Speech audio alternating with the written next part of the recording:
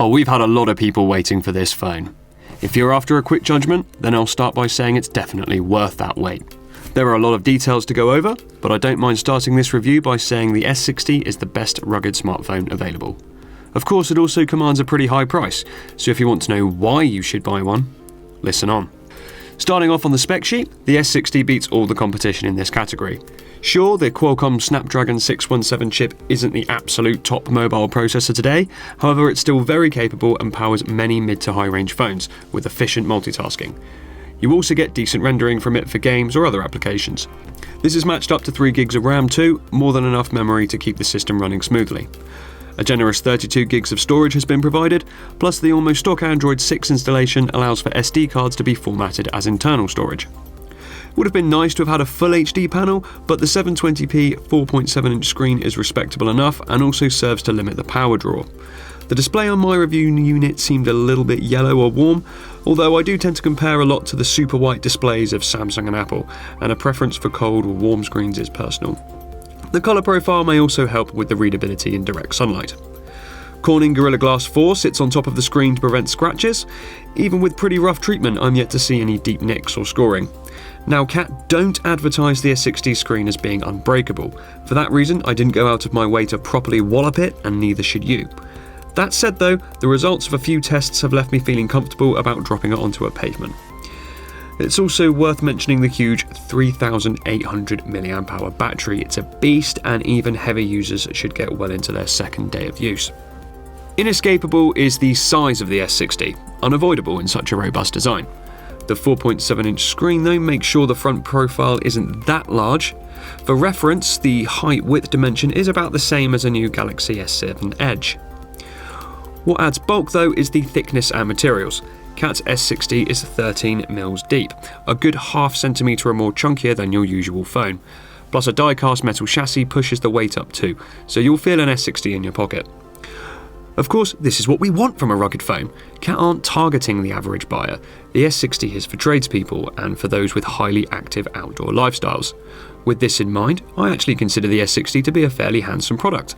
Silver trim covers the sides and breaks up the front and back. Splashes of Cat brand yellow appear here and there. The backplate has a cool carbon fibre effect to add grip. Even the bump for the Flir lamp has been neatly folded into the overall silhouette. It seems a lot of thought has been put into the modelling of this phone. The Android system buttons are physical buttons with satisfying click and travel. The same is true of the volume, power and programmable key. Overall, the build is solid and inspires confidence that it will perform as advertised. Android 6 Marshmallow is installed and it's very close to stock, although there are a few tweaks and additional apps. All new Marshmallow features are present, including the permission structure, battery management and formatting SD cards as internal storage. In the settings, all usual Android options are available, with a couple of extras for setting functions for the programmable and SOS buttons. Compared to other lesser-known brands, Cat also tend to stay on top of updates. In the couple of weeks we've had the S60, there have already been 2 major downloads. In fact, Cat didn't want us to form any impressions until a specific update was available and installed. This strikes me as a company interested in making sure the consumer experience is a good one. A few added apps sit in the app drawer. The full written review underneath covers these in depth. Mostly these boil down into a hiking app with lots of useful on-screen information, an SOS messaging system, audio profiles, and an interesting personal assistant tool for pulling up info about the phone. You'll also find the App Toolbox, a sort of shopping window for finding new apps on Google Play. Specific apps are promoted, other links provide lists of popular apps for outdoor pursuits or particular industries. I actually really like this, and I think it shows the team behind the S60 thinking about their users. Google Play can be a confusing minefield to a novice user, so having this additional layer, whilst in some ways an abstraction, is a helpful addition. Now the Flir camera is the big draw to the S60. If you're unaware of the technology, Flir stands for Forward-Looking Infrared. Flir Systems are a company known for providing world-leading hardware utilising this technology. Their tech is traditionally developed for specific requirements, although recently popularised due to the Flir One module for Android and iOS phones. This gadget won awards and brought thermal imaging technology to the masses with a well-designed combination of hardware and software. Flir technology is built straight into the S60, and Cat have worked directly with Flir systems to seamlessly integrate it. You'll also find a modified version of the Flir app that works perfectly with the Android 6 version on the phone. The results are very good indeed. Even more impressive is that a dedicated Flir 1 module would set you back about £200. Considering the overall price of the S60, an initially expensive phone becomes very good value for money. The technical specs of the Flir camera are available online, so I won't repeat them here. Rest assured, we've tried the system out in a variety of locations and found the app to be solid and responsive, with the results clear and on par with example images and video recorded from a standalone Flir 1. The Flir app has a few options available for stills, video or time-lapse, and also allows you some customization in the colouring of the heat map overlay. Traditionally, this is a black-violet for cold through to a yellow-white for hot, although you can choose from 9 separate options, which may show differences better depending on your situation.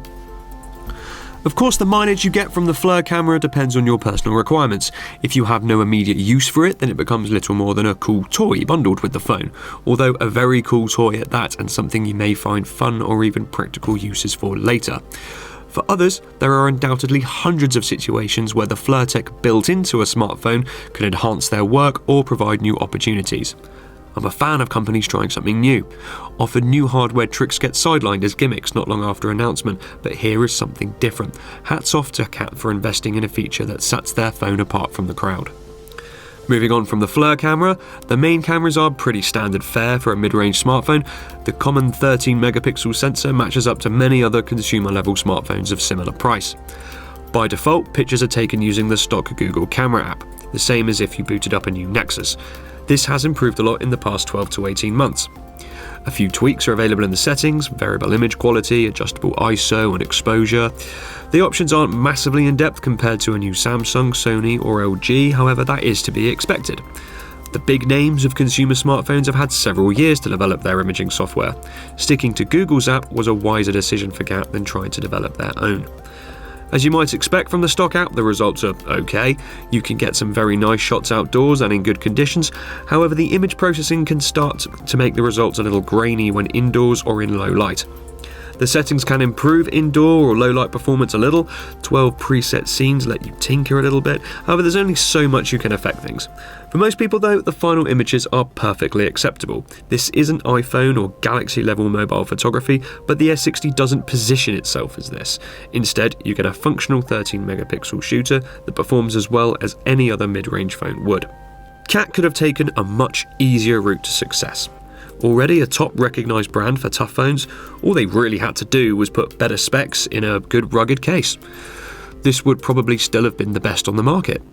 Yet they've opted to take a risk and develop a phone that is anathema to the bland, boring products we see cropping up everywhere else. More commendable though was the result. More than just a decently built tough phone with a gimmick. The S60 really is a high quality piece of tech. It's thick but balanced well and doesn't feel oversized. The trim and splashes of colour are finished neatly. The software has been well integrated. Even the hardware bump for the camera has worked in smoothly with nice edging and branding to make it part of the phone, not just an afterthought. Until now, the word tough preceding the word smartphone was a kind of justification. You could say something along the lines of, the phone isn't great, but that's fine because it's been made tough. Cat can banish that train of thought now. The S60 stands on its own. Of course, it's not for everyone, but neither's an iPhone, neither's a Samsung. Every brand differentiates with individual features. The S60 has thermal imaging and a rugged build to stand apart. However, it's a good smartphone first, and that's an important distinction. It can't be denied, it costs more than your spare change to buy an S60, although if you're part of the target market, the price is easily justified. Cat have raised the bar for this category of phones. The bottom line is, if you want the best rugged Android in 2016, you want a Cat S60.